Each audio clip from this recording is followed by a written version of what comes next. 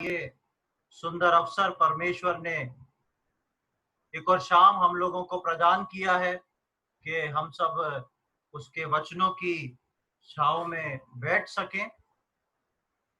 जल्दी से हम सीधे वचन में जाएंगे। मेरे साथ निकालें याकूब की पत्री, उसका 5वां अध्याय। जेम्स चैप्टर 5, याकूब की पत्री, उसका 5वां अध्याय और उसका 7 और 8वीं आयत को हम पढ़ेंगे। James chapter 5 versus 7 and 8। यहाँ पे इस प्रकार लिखा हुआ है, इसलिए हे भाइयों, प्रभु के आगमन तक धीरज धरो। देखो, किसान पृथ्वी की बहुमूल्य फसल की आशा रखता हुआ प्रथम और अंतिम वर्षा होने तक धीरज धरता है। तुम भी धीरज धरो और अपने हृदय को दृढ़ करो, क्योंकि प्रभु का आगमन निकट है। जब हम याकूब की पत्री को पढ़ते हैं, याकूब ने इस पत्री को मसीह कलीसिया, मसीह जन और जो उद्धारकर्ता विश्वासी हैं उन सभी के लिए, जो अलग अलग जगहों में फैले हुए थे, उनके लिए इन कई बातों को लिखा है। और खासकर याकूब जो है, मसीही व्यवहारिकता, मसीही चाल चलन किस प्रकार से होना चाहिए, उसको स्पष्ट रूप से इस पत्री में लिखता है। और यदि आप इसके 4थे अध्याय को पढ़ेंगे तो 4थे अध्याय से लेके 5वें अध्याय तक वो कई बातों को लिखता है, जैसे कि संसार से मित्रता और एक दूसरे पे दोष लगाना, घमंड करना और धनवानों को चेतावनी। इस प्रकार के कई हेडिंग्स हम देखते हैं और कई बातों को जो विश्वासी हैं उनको यहाँ पर याकूब लिखता है कि एक मसीही चाल चलन, एक मसीह व्यवहार कुशलता क्या होना चाहिए। और उसी बात में जब वो इसके अंतिम चरण में आता है तो एक खास बात को लिखता है जो हमने 5वें अध्याय की 7वीं और 8वीं आयत में देखी है। इसलिए हे भाइयों, 4थे और 5वें अध्याय के सारांश को निकाल के उन सारी बातों को लेके याकूब यहाँ पर लिखता है, इसलिए, देयरफॉर, इसलिए, हे भाइयों, प्रभु के आगमन तक धीरज धरो।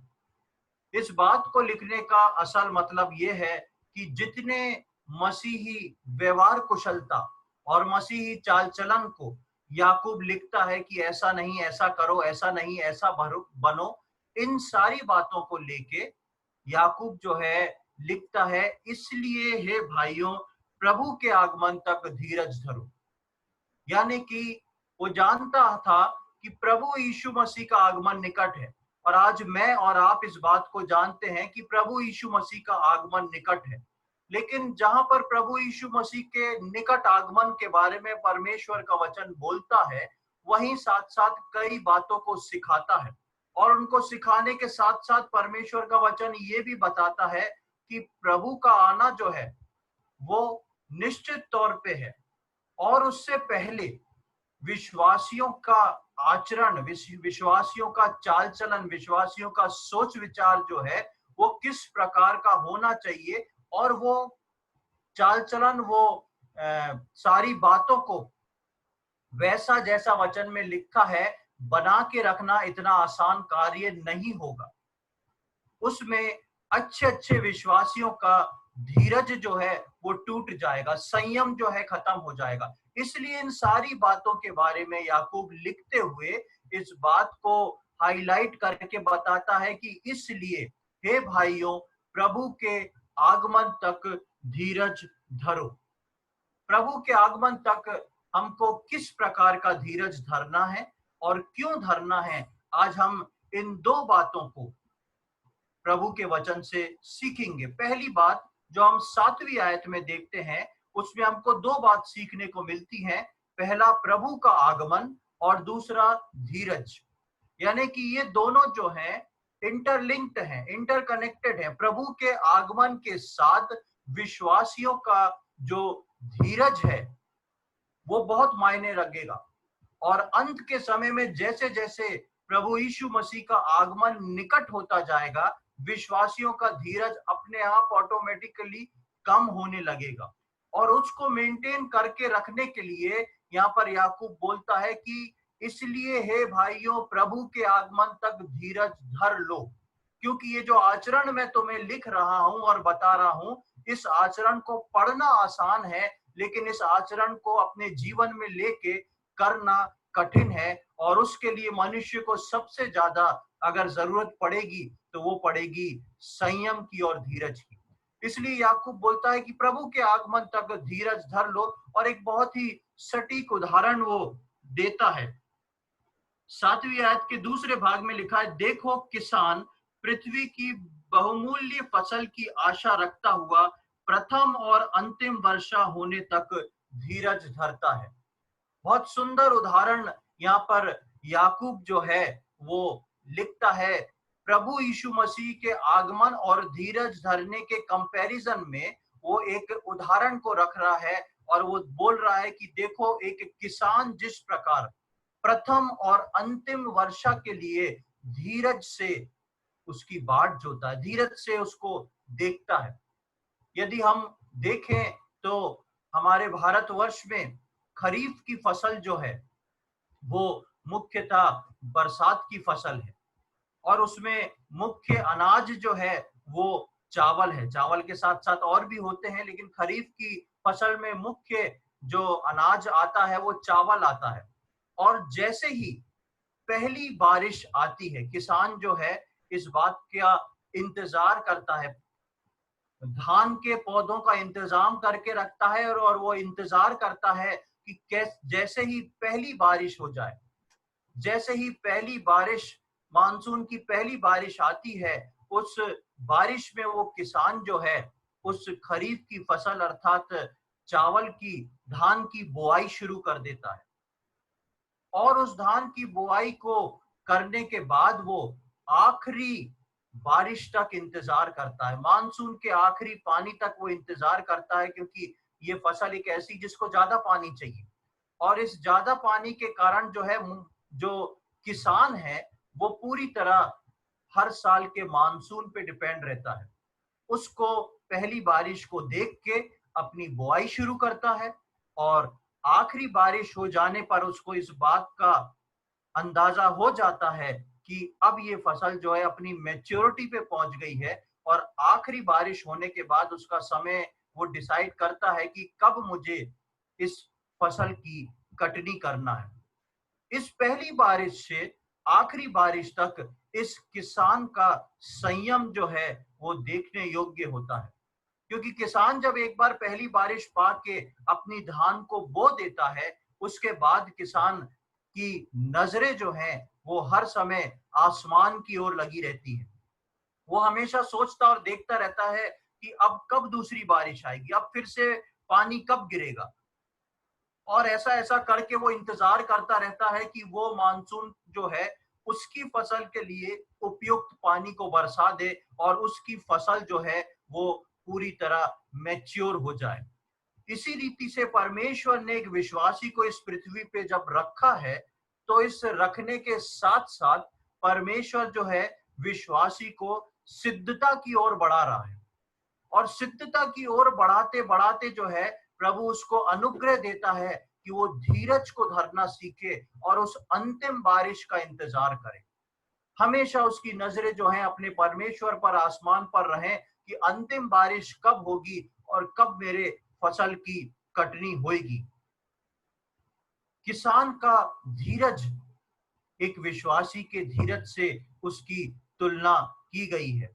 यदि जब हम 8वीं आयत में आते हैं तो उसमें देखें क्या लिखा है, तुम भी धीरज धरो। 7वीं आयत में वो किसान का उदाहरण देता है और 8वीं आयत में बोलता है तुम भी धीरज रखो। मैं इसको और स्पष्ट करके अगर अपने शब्दों में बोलूं तो तुम भी 7वीं आयत के समान जैसे किसान धीरज रखता है वैसे धीरज धरो और अपने हृदय को दृढ़ करो, क्योंकि प्रभु का आगमन निकट है। दूसरी बात हमको 8वीं आयत में मिलती है, और अपने हृदय को दृढ़ करो, मजबूत करो, स्टेबल करो। और ये सब क्यों करो, उसके लिए फिर से आखिरी में वो लिखता है 8वीं आयत के दूसरे आखिरी भाग में कि क्योंकि प्रभु का आगमन निकट है। यानी कि प्रभु के आगमन के लिए मेरे को और आपको अपने जीवन में धीरज धरना बहुत जरूरी है। हम स्पष्ट रूप से देखेंगे कि किन बातों में परमेश्वर विश्वासी से धीरज चाहता है और कैसे विश्वासी के जीवन में उस धीरज को हम उत्पन्न कर सकते हैं और कैसे शैतान हमारे धीरज को चुरा के अलग कर देता है, कैसे शैतान हमारे धीरज को, हमारी मानसिक शांति को हमारे अंदर से हटा देता है और हम व्यतीत हो जाते हैं।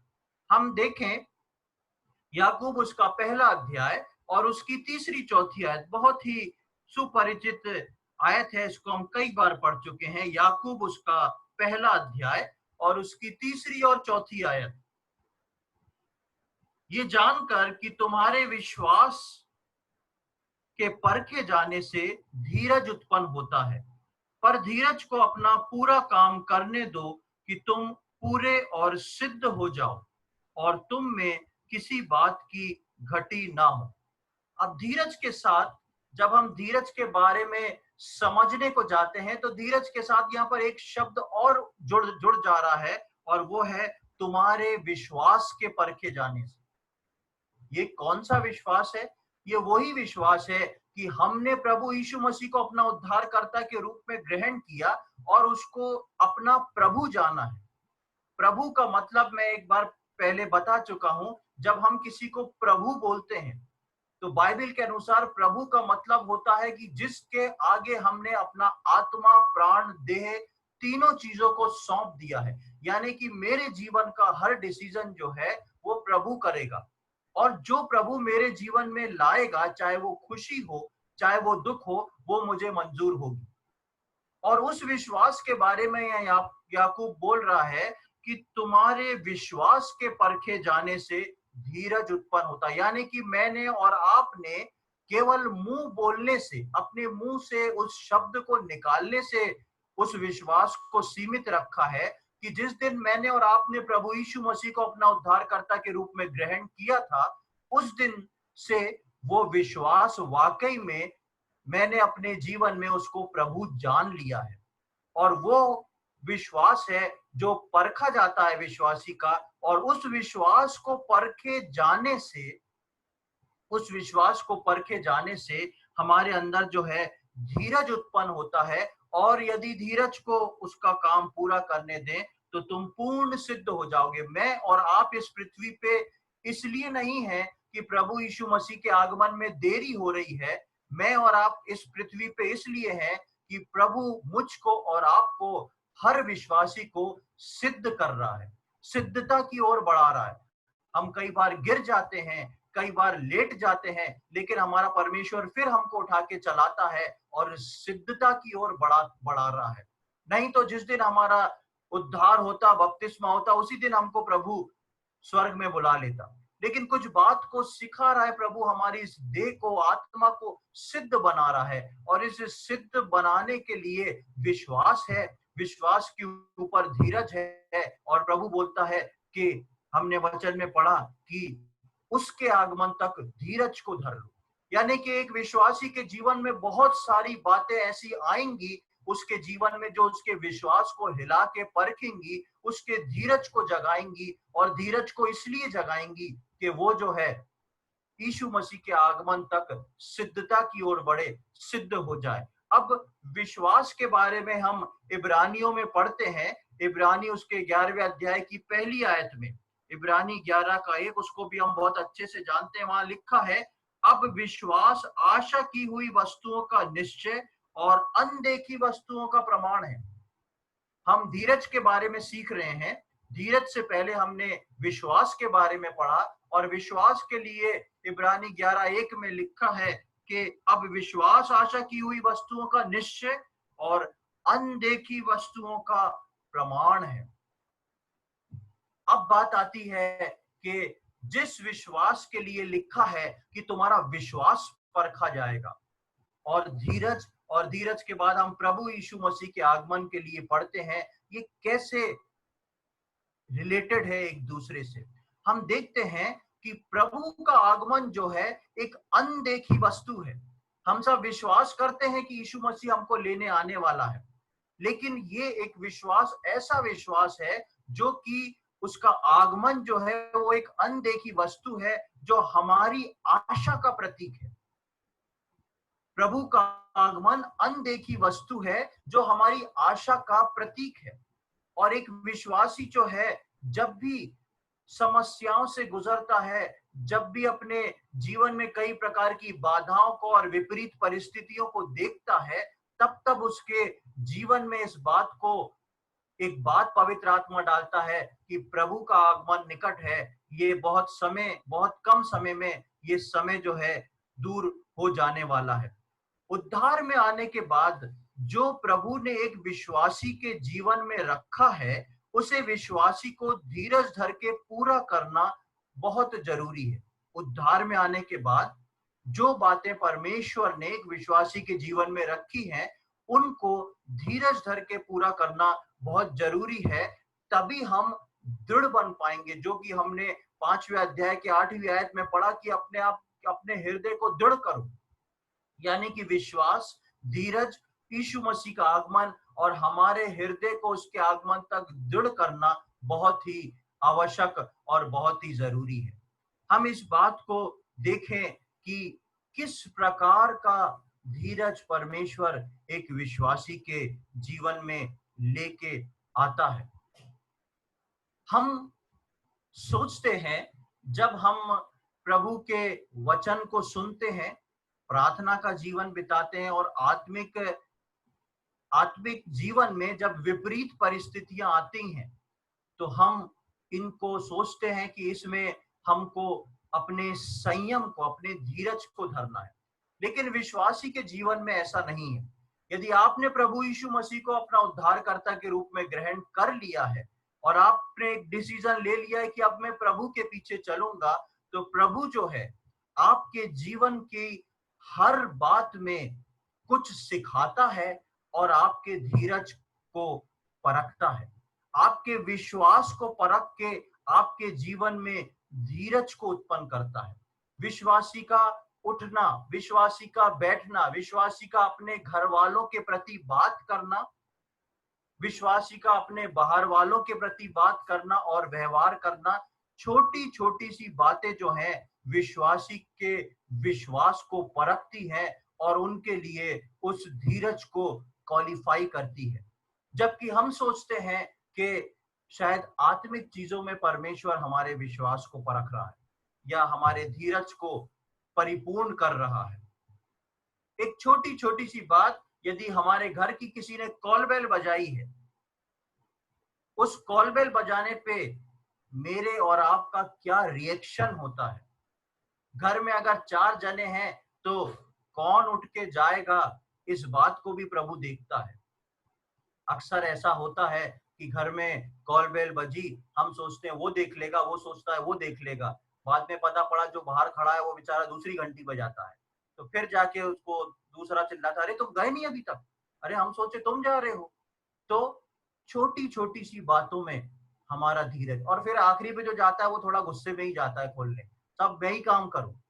तो छोटी छोटी सी बातों में जो है प्रभु हमारे धीरज को सोचता है। जिन बातों को हम सोच भी नहीं सकते, उन बातों से हमारा धीरज परखा जाता है। हम परमेश्वर के वचन में पढ़ते हैं कि परमेश्वर का दूत जो है हमें हमेशा घेरे रहता है। परमेश्वर ने हर एक की सुरक्षा के लिए एक स्वर्गदूत को दे रखा है। जब परमेश्वर ऐसे दूतों से हमको हमेशा घेरे रहता है, परमेश्वर हमारे विश्वास को भी छोटी छोटी सी बातों में परखता है। हम अक्सर जाके जब ट्रैफिक सिग्नल पे खड़े होने जाते हैं, सामने ट्रैफिक सिग्नल आता है और हम दूर से देखते हैं कि ग्रीन लाइट है, दूर से हम देख लेते हैं कि ग्रीन लाइट है, हम निकल जाएंगे, अपने आप हमारी गाड़ी की स्पीड थोड़ी सी और तेज हो जाती है। क्यों हो जाती है? क्योंकि ऐसा ना हो जब तक हम पहुंचे वापस रेड हो जाए। और यदि रेड लाइट में अगर हम आकर पहुंच गए और हमारे आगे कई गाड़ियां खड़ी हैं और उसके बाद ग्रीन लाइट हुई, तो वो गाड़ी धीरे धीरे स्टार्ट होके धीरे धीरे आगे बढ़ती है, तब हमारा संयम होता है कि ये धीरे धीरे सरकेंगे और हमारा क्या होगा, कहीं वापस रेड लाइट ना हो जाए। छोटी छोटी सी बातों में हमको लगता भी नहीं कि परमेश्वर कैसे हमारे धीरज को परख रहा है। हम हमारा धीरज जो है हमारे ऑफिस में, हमारा धीरज जो है हमारी कलीसिया में, हमारा धीरज जो है वो हमारे समाज में परखा जा रहा है, जो अक्सर विश्वासी को दिखाई नहीं दे रहा। हमारे ऑफिस में जो हमारे नीचे के लोग हैं, हम उनसे कैसा रिलेशन रखे हुए, उनको क्या जवाब दे रहे हैं, उनको किस प्रकार से डांट रहे हैं। कई बार हमको डांटना बहुत जरूरी होता है हमारे नीचे के लोगों को, लेकिन डांटने में हमारी भाषा शैली क्या है, डांटने में मेरी और आपकी जो वॉल्यूम है वो कितनी है। कई बार बहुत शांति से डांटने पर भी बहुत असर होता है और कई बार चिल्ला के डांटने पर भी कुछ नहीं होता। हर जगह पर हम अपने संयम को बनाए रखें और किस प्रकार अपने धीरज को बनाए रखें, ये सारी बातें जो हैं वो याकूब 5 और 7 और 8 से रिलेटेड है। 5 के 7 8 से, प्रभु के आगमन तक अपने धीरज को बनाए रखो। हर चीज में विश्वासी के लिए अपना हर चीज में धीरज बनाना, धीरज को बनाए रखना जो है बहुत ही आवश्यक है। इस धीरज को हम कैसे बनाएंगे? इस धीरज को विश्वासी तभी बना सकता है जब हम अपने जीवन के हर काम ये सोच के करें कि मेरी जगह इस काम को यीशु मसीह होता तो कैसे करता। फिर से सुने, बहुत ही खास और मुख्य बात है, हम अपने सुबह से लेके शाम तक हर काम को, चाहे वो घर का काम हो, चाहे वो ऑफिस का काम हो, चाहे हम बाहर गाड़ी चला रहे हो, इस बात को सोच के अपने रिएक्शन को दिखाएं, मेरी जगह अगर यीशु मसीह होता वो क्या करता। बेशक एक दिन में ऐसा नहीं होएगा, हो सकता है एक दिन हम यीशु मसीह बने, दूसरे दिन वापस शैतान बन जाए।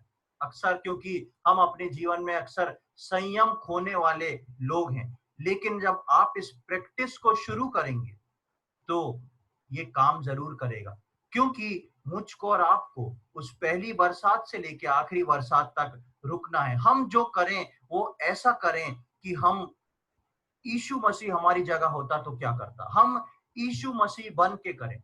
हम यदि किसी की सहायता करें, किसी की मदद करें, तो ऐसी सहायता मदद करें जो कभी किसी ने किसी के लिए ना की हो।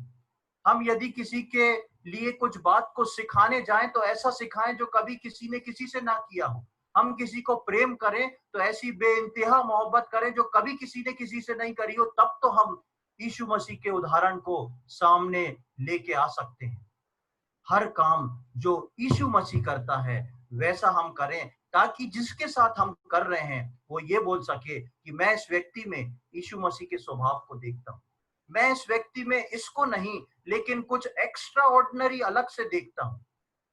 वो एक्स्ट्रा ऑर्डिनरी जो है वो हमारे विश्वास की परख है, जो हमारे धीरज को उत्पन्न करेगी और बढ़ाएगी। और यदि धीरज को हम अपना काम पूरा करने दें तो हम सिद्ध हो जाएंगे, हम सिद्धता की ओर जाते जा रहे हैं। आगे हम वचन में देखेंगे कि ये सब जो है एक विश्वासी जो है ऐसा क्यों करे, ऐसा क्यों करे, सहायता करे, दूसरी बात करे, संयम करे, विश्वास के परखे जाने तक रुका रहे, और ऐसा सब क्यों करे उसका जवाब भी याकूब देता है। देखें उसके पहले अध्याय, याकूब पहला अध्याय और 16 से 18 तक।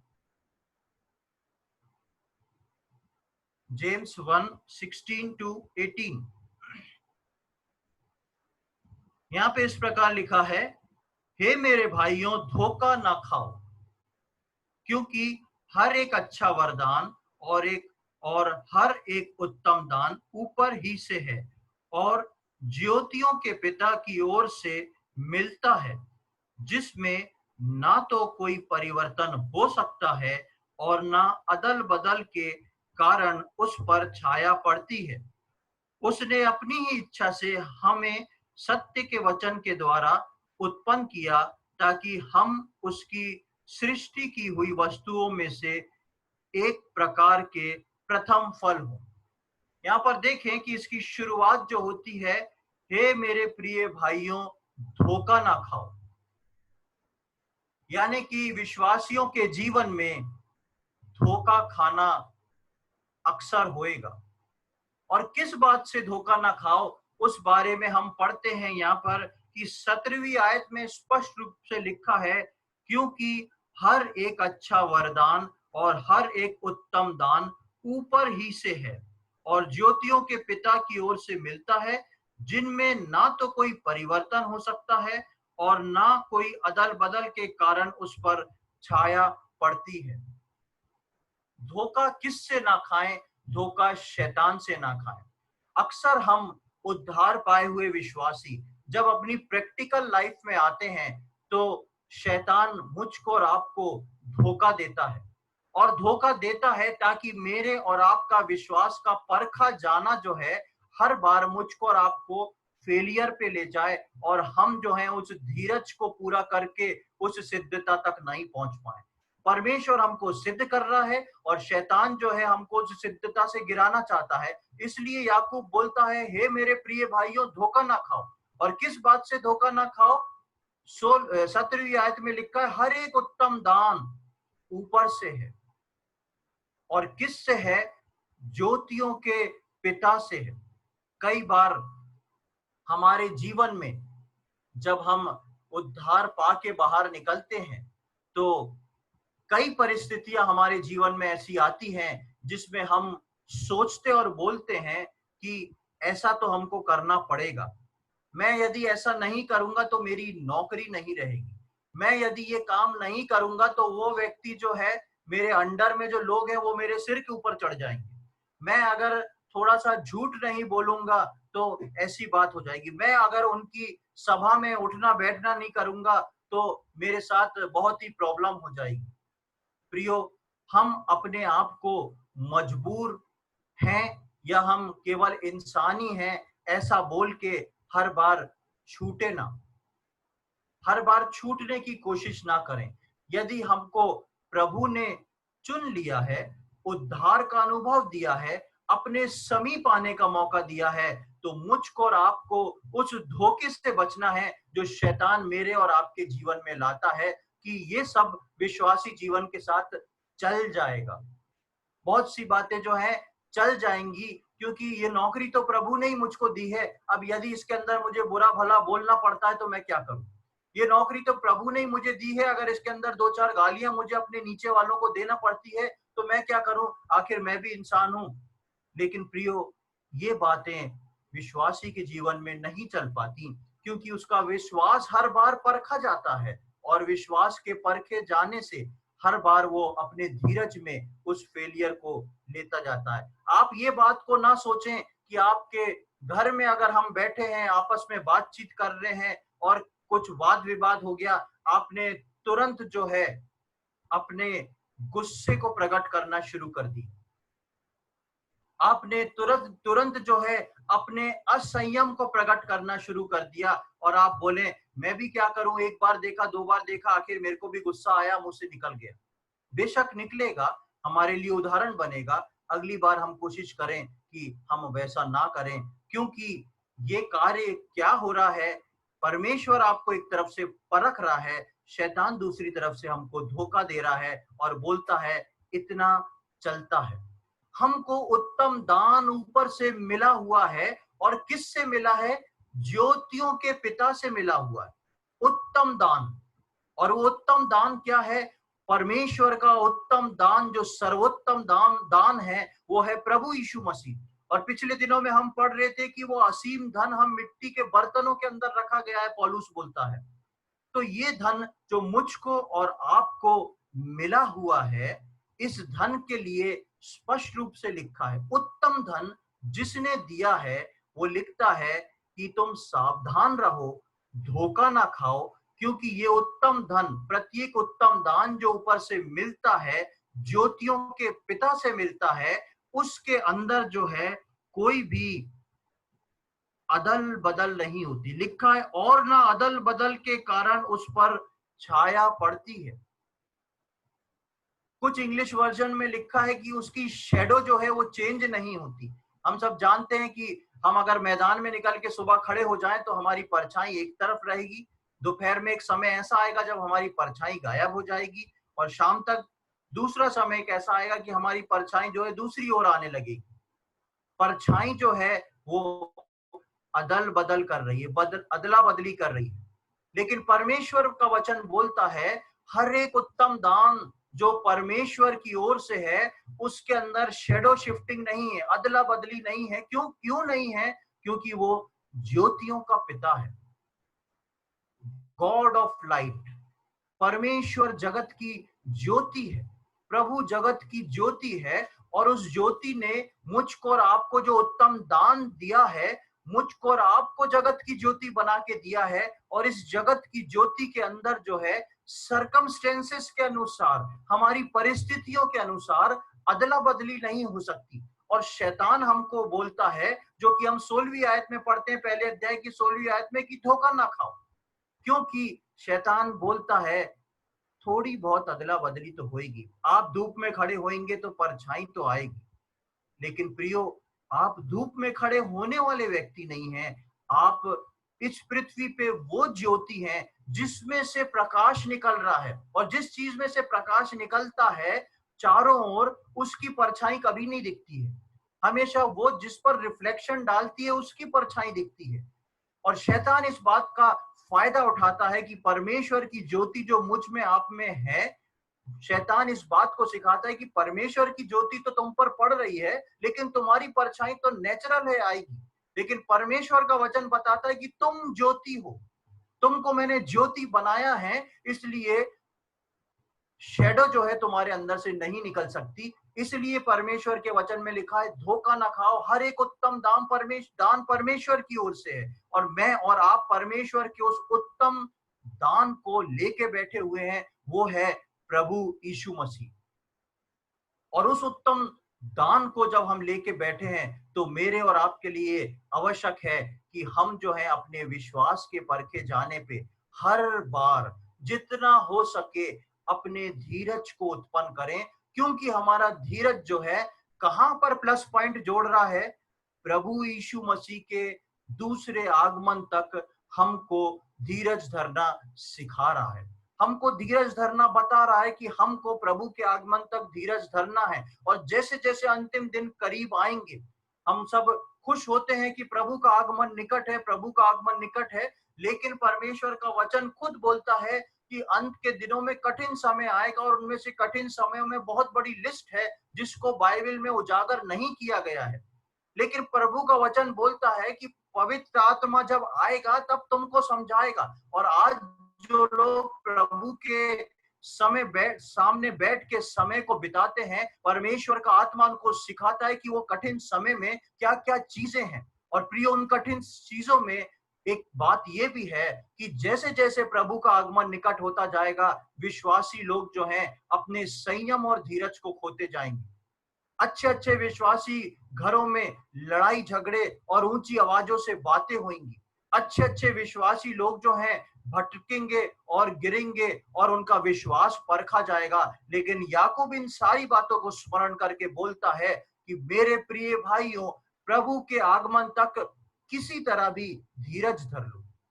प्रियो, मुझको और आपको प्रभु के आगमन तक धीरज धरना बहुत जरूरी है। इस बात को स्मरण रखें कि शैतान के द्वारा हम परखे जाते हैं। शैतान जो है वो मुझको और आपको धोखा देता है और हमारी परख में इस बात को बताता है कि इतना तो चलता है, थोड़ा बहुत तो चलता है। छोटी छोटी चीजों में संयम हम देखते हैं। कितनी जगह अभी हम देख रहे हैं हमारे कलीसिया के लोग बीच बीच में अलग अलग जगह जो ड्यूटी कर रहे हैं, जो है जबरदस्ती के क्वारंटाइन पीरियड में बैठे हैं। ऐसी जगह बंद, ना बाहर निकल सकते, ना कुछ कर सकते, कुछ नहीं कर सकते। ये यूं ही नहीं हो गया। प्रभु मेरे और आपके अंदर जो एक धीरज को उत्पन्न कर रहा है, और उस धीरज को उत्पन्न करके प्रभु वो बात हम में से प्रत्येक को सिखा रहा है हर एक के जीवन में। कई बार हमको चोट लग जाती है, हम घर बैठ जाते हैं। कई बार हमारी नौकरी छूट जाती है, हम घर बैठ जाते हैं। कई बार जो है हमारी समस्या ये होती है कि नौकरी करी और 2-2 3-3 महीने से तनख्वाह नहीं मिली। हम सोचते हैं प्रभु ने कैसे हमको संभाल रखा है, कैसे प्रभु बोलता है हमको आशीष करेगा। लेकिन प्रियो, परमेश्वर का वचन बोलता है तुम्हारे विश्वास के परखे जाने से धीरज उत्पन्न होता है। हम ऐसे समय में विश्वास करें कि हमने किस पर विश्वास किया है। हम ऐसे समय में देखें कि हमने किसकी ओर अपनी दृष्टि को किया है। 18वीं आयत में हम पढ़ते हैं, उसने अपनी ही इच्छा से हमें सत्य के वचन के द्वारा उत्पन्न किया। पहले हमने देखा हर एक उत्तम दान ऊपर से है और उस उत्तम दान के तहत उसने हमको अपने सत्य के वचन के द्वारा उत्पन्न किया है। हम यूहन्ना में पढ़ते हैं कि वचन देहधारी हुआ, अर्थात हम प्रभु यीशु मसीह के बारे में पढ़ते हैं और उस प्रभु यीशु मसीह के द्वारा उसने हमको सत्य के वचन के द्वारा उत्पन्न किया है ताकि हम उसकी सृष्टि की हुई वस्तुओं में से एक प्रकार के प्रथम फल हो जाए। उसकी सृष्टि की वस्तुओं में से एक प्रकार से प्रथम फल हो जाए।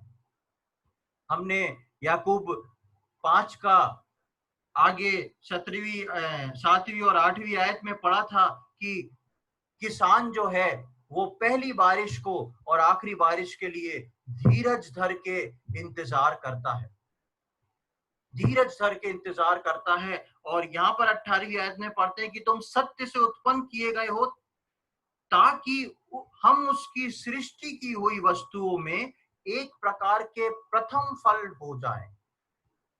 एक प्रकार के प्रथम फल। प्रथम फल किस प्रकार होंगे? हम पहली वर्षा जो है वो परमेश्वर विश्वासियों के जीवन में कर चुका है। पहली वर्षा परमेश्वर ने जगत से ऐसा प्रेम किया कि अपने इकलौते पुत्र प्रभु यीशु मसीह को हमारे लिए दे दिया। ये परमेश्वर की पहली वर्षा है। जब प्रभु यीशु मसीह को दे दिया और हम देखते हैं कि वचन देहधारी हुआ, उस देहधारी वचन से मुझको और आपको चुन के अपने समीप आने का मौका दिया, जो 18वीं आयत में पढ़ते हैं कि उसने अपनी इच्छा से हमें सत्य के वचन के द्वारा उत्पन्न किया। पहली बारिश कर दी यीशु मसीह, और उस यीशु मसीह के द्वारा वो जो सत्य का वचन है उसके द्वारा उसने मुझको और आपको उत्पन्न किया है। इसलिए हम बोलते हैं कि हमारा नया जन्म हुआ है, उद्धार हुआ है, उत्पन्न किया है। और उत्पन्न करके अब मैं और आपको परमेश्वर का वचन किस बात के लिए बोलता है? बोलता है आखिरी बारिश तक हम जो हैं अपने धीरज को बनाए रखें। आखिरी बारिश के बाद फसल की कटनी शुरू होती है और प्रभु चाहता है कि मैं और आप उसके जन होके, प्रथम फल होके काटे जाएं। इसलिए प्रियो, पहली बारिश विश्वासियों के जीवन में हो चुकी है। विश्वासी जो है अब आखिरी बारिश के इंतजार में है और वो आखिरी बारिश के होते हुए, उस आखिरी बारिश के होते ही प्रभु जो है अपनी फसल को काटेगा। और प्रभु चाहता है कि मैं और आप जो हैं एक मैच्योर फल बन के उत्पन्न हो, एक मैच्योर फल बन के हम बाहर निकले। हम जो हैं ऐसा ना हो कि इस आखिरी बारिश के इंतजार में अपने जीवन में, अपने विश्वासी जीवन में अपने असंयम को रखें, अपने धीरज को खोएं और हम हमारे विश्वास के परखे जाने से जो मार्किंग हमारी जीवन में हो रही है हम उसको खो दें, हम उसमें पीछे की ओर आ जाएं। प्रियो, हमारे जीवन में बहुत जरूरी है कि हम धीरज से उसकी बाट जो है। आखिरी में मैं फिर से एक और बार उस वचन को पढ़ना चाहता हूँ, 5वें अध्याय की 7वीं और 8वीं आयत। इसलिए हे भाइयों, प्रभु के आगमन तक धीरज धरो। देखो, किसान पृथ्वी की बहुमूल्य फसल की आशा रखता हुआ प्रथम और अंतिम वर्षा होने तक धीरज धरता है। तुम भी धीरज धरो और अपने हृदय को दृढ़ करो, क्योंकि प्रभु का आगमन निकट है। 2 बार हम यहाँ पर पढ़ते हैं प्रभु का आगमन के बारे में। धीरज धरो, अपने हृदय को दृढ़ करो, क्योंकि प्रभु का आगमन निकट है।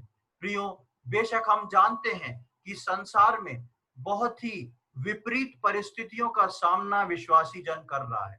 चाहे वो स्कूल लाइफ में हो, चाहे वो कॉलेज लाइफ में हो, चाहे वो ट्रेनिंग में हो, चाहे वो नौकरी में हो, और चाहे वो रिटायरमेंट के बाद घर बैठने वाली लाइफ हो। हर विश्वासी जो है कई प्रकार की विपरीत परिस्थितियों का सामना कर रहा है, कोई बीमारी से, कोई दूसरी परेशानियों से, कोई पढ़ाई से, कोई नौकरी को लेके, कोई अपने परिवार को लेके, सब जो है विषम परिस्थितियों के अंदर है। और ये इसलिए है क्योंकि प्रभु का आगमन निकट है और प्रभु बोलता है कि अंत के समय में कठिन समय आएंगे। और ये जो कठिन समय है, ये उतना कठिन समय बाहर के लोगों पे नहीं आएंगे जितना विश्वासियों पे आएंगे, क्योंकि विश्वासी जो हैं धीरज धर के उस अंतिम वर्षा की बाट जो रहे हैं। प्रियो, हम धीरज को धरें, हम हर काम ऐसा करने की कोशिश करें, अपनी जगह प्रभु यीशु मसीह को रख के करने की कोशिश करें। अगर प्रभु होता तो ये कैसा करता। और हम प्रभु यीशु मसीह के उस स्वभाव को धारण करते हुए, जितना हम प्रभु यीशु मसीह के स्वभाव को धारण करेंगे, उतना हमारा विश्वास की परख में धीरज अपने आप उत्पन्न होता जाएगा। हम अपने जीवन में धीरज रखें, संयम रखें, धीमे बोलें, कम गुस्सा करें, कम लड़ाई करें, कम किसी को बुरा भला बोलें। और धीरे धीरे एक समय ऐसा आए जब ये सारी बातें हमारे जीवन से चली जाएं, ताकि हमारे विश्वास के परखे जाने से धीरज, और धीरज को हम अपना काम पूरा करने दें। जैसा हमने पढ़ा, यदि हम धीरज को उसका काम पूरा करने दें, हम अक्सर इसी बात में पीछे हट जाते हैं कि हम धीरज को पीछे हटा देते हैं, अपना काम पूरा कर लेते हैं। हम अपने विश्वासी जीवन में कोशिश करें कि धीरज को उसका काम करने दें, ताकि हम सिद्ध हो जाएं और परमेश्वर के लिए वो प्रथम फल बन के अंतिम बारिश के बाद काट लिए जाए। हम उस किसान के समान अपनी आंखें ऊपर की ओर लगाए रहें, और प्रथम बारिश हो चुकी है, उस अंतिम बारिश का इंतजार करें और अपने हर कार्य में प्रभु को देखें। प्रभु इन बातों को समझने में हम में से प्रत्येक की सहायता करे, संयम रखने में हमारी सहायता करे, ताकि उसके आगमन तक हम अपने धीरज को संपूर्ण रीति से पूरा कर सकें। प्रभु के नाम की महिमा हो।